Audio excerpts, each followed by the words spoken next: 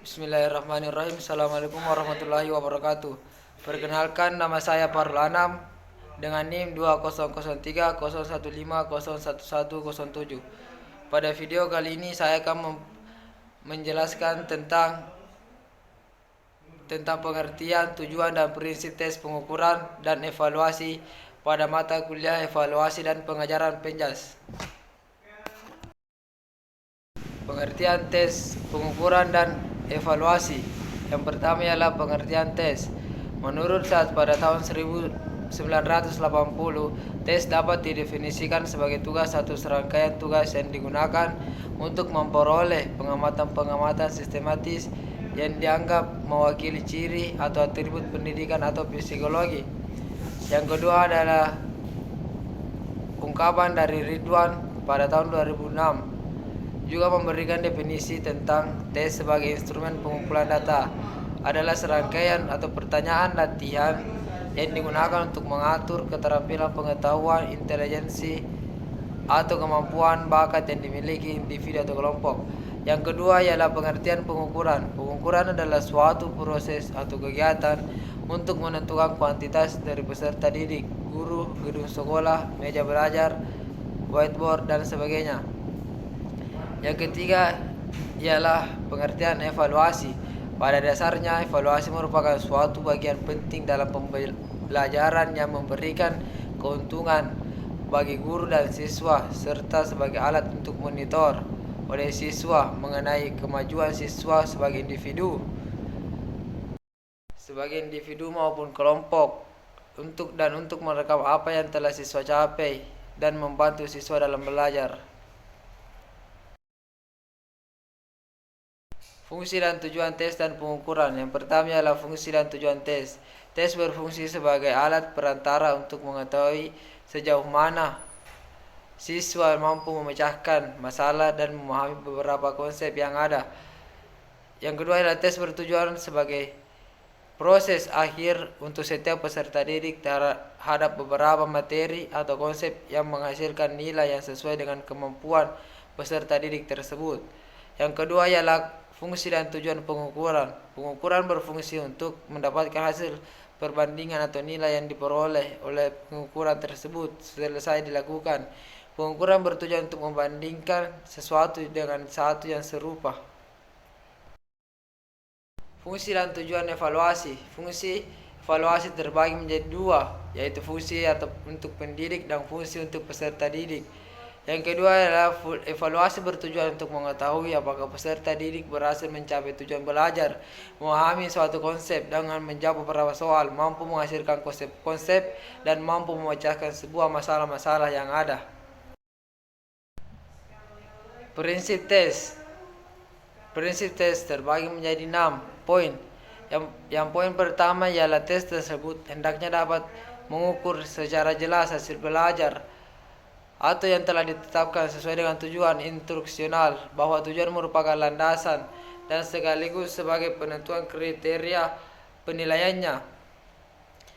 Yang poin kedua yaitu mengukur sampel yang representatif dari hasil dan bahan pembelajaran yang telah diajarkan. Yang ketiga ialah mencakup bermacam-macam bentuk soal yang benar-benar cocok untuk mengukur hasil belajar yang diinginkan sesuai dengan tujuan. Poin yang keempat yaitu didesain sesuai dengan kegunaannya untuk memperoleh hasil yang diinginkan. Untuk memperoleh hasil yang diinginkan, kita mengenal bermacam-macam kegunaan tes sesuai dengan tujuan masing-masing. Dibuat seandal atau reliable mungkin sehingga mudah dan diinterpretasikan dengan baik. Yang poin keenam atau poin yang terakhir adalah mencari umpan balik atau feedback yang berguna dalam usaha memperbaiki cara mengajar yang dilakukan oleh guru yang memandang tes hasil belajar itu hanya sebagai alat evaluasi tahap akhir dari suatu proses belajar yang dialami siswa selama jangka waktu tertentu, sehingga fungsi formatif dari tes hasil belajar selalu diabaikan. Prinsip pengukuran. Prinsip-prinsip pengukuran yang harus dipenuhi itu terbagi menjadi 6. Yang pertama adalah kita harus menyeluruh. Yang kedua ialah objektif. Yang ketiga adalah terbuka. Yang keempat adalah representatif. Yang kelima adalah sasaran yang jelas atau objek yang jelas. Yang keenam adalah adanya kontrol atau scoring dan keseksamaan. Prinsip evaluasi. Menurut Kusnurido pada tahun 2010, prinsip evaluasi dibagi menjadi 3 yang menjelaskan bahwa yang pertama adalah komprehensif. Evaluasi harus mencakup bidang sasaran yang luas atau menyeluruh, baik aspek personalnya, materialnya maupun aspek operasionalnya. Yang kedua adalah komparatif. Prinsip ini menyatakan bahwa dalam mengadakan evaluasi harus dilaksanakan secara bekerja sama dengan semua orang. Contohnya ialah dalam mengevaluasi keberhasilan guru dalam mengajar, harus bekerja sama antara pengawas, kepala sekolah, guru itu sendiri, dan bahkan dengan pihak murid. Yang ketiga adalah prinsip dari evaluasi, yaitu bersifat kontinu. Evaluasi hendaknya dilakukan secara terus-menerus atau kontinu selama proses pelaksanaan program.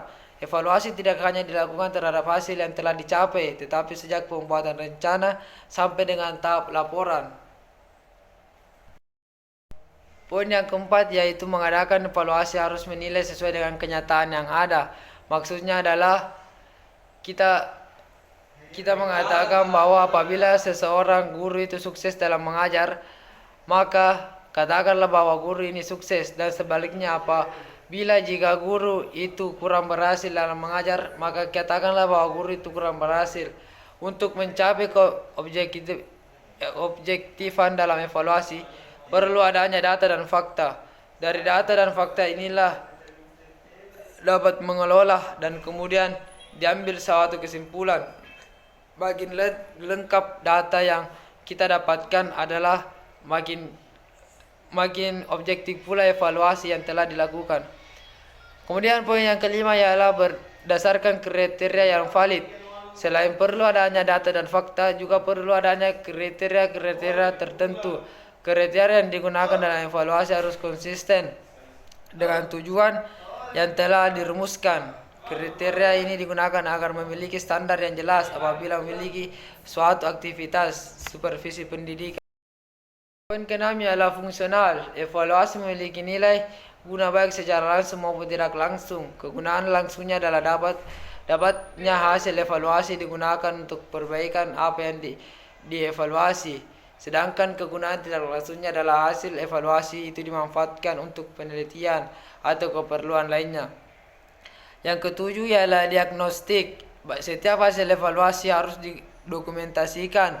Bahkan dokumentasi hasil evaluasi inilah dapat dijadikan sebagai dasar penemuan atau kelemahan dan kekurangan, kemudian diusahakan jalan pemecahannya.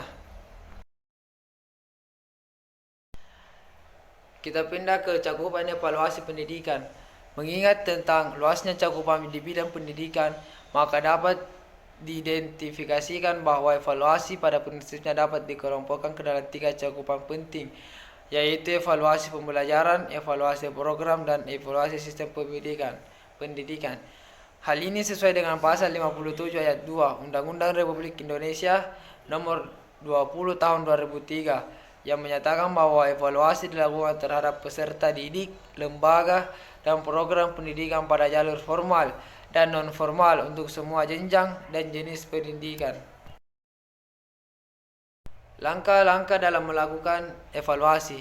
Bila kita ingin melakukan evaluasi, hal yang perlu diperhatikan yaitu ada yang pertama yaitu penentuan fokus. Yang kedua ialah penyusunan desain evaluasi. Yang ketiga adalah pengumpulan informasi, di mana kita mengumpulkan semua informasi untuk dievaluasi. Yang keempat ialah analisis dan interpretasi, di mana hasil yang telah dikumpulkan atau informasi yang telah dikumpulkan kita analisis. Kemudian yang kelima ialah membuat laporan dari hasil analisis dan pengumpulan informasi. Yang keenam ialah pengelolaan evaluasi. Yang dimaksud dengan pengelolaan evaluasi adalah di mana kita dalam hasil pembuatan laporan kita mengelola evaluasi itu. Yang ketujuh adalah atau yang terakhir adalah evaluasi untuk evaluasi, di mana keseluruhan hasil evaluasi itu kita evaluasi ulang untuk meningkatkan hasil yang baik.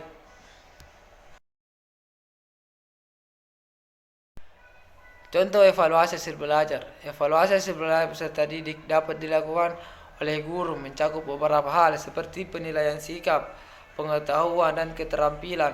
Teknik pengumpulan informasi dan evaluasi penilaiannya pun dilakukan dengan cara yang berbeda-beda. Berikut contoh tabel evaluasi menggunakan kuantitatif atau angka.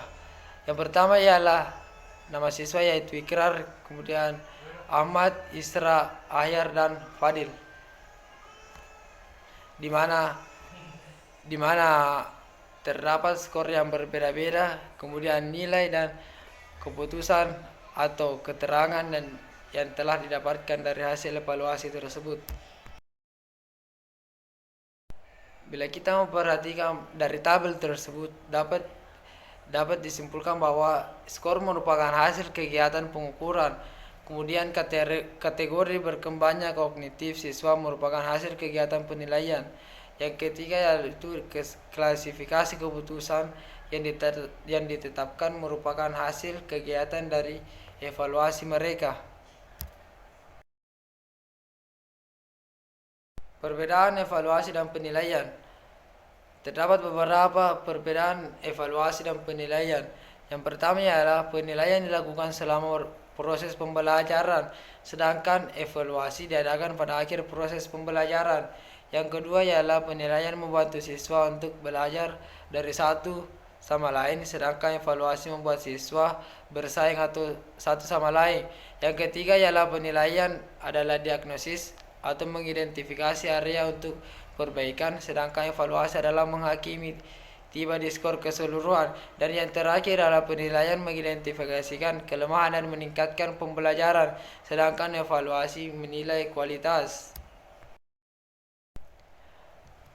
Mungkin itulah tadi PPT yang sempat saya paparkan. Kurang lebihnya mohon dimaafkan. Wabillahi taufiq wal hidayah. Assalamualaikum warahmatullahi wabarakatuh.